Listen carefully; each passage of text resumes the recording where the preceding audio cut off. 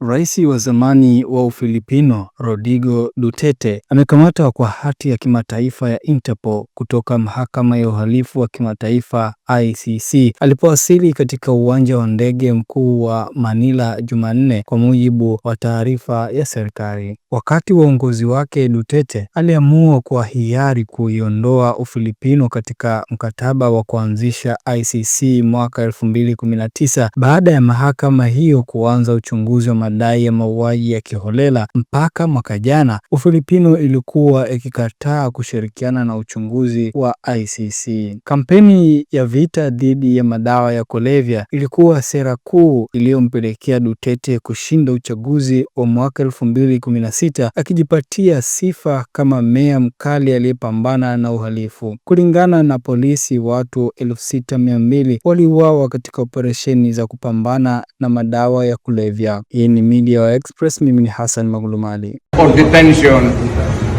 and the basis for detention. So what is the law and what is the crime that I committed? Clear to me now the legal basis for my being here, as apparently I was brought here not of my own volition.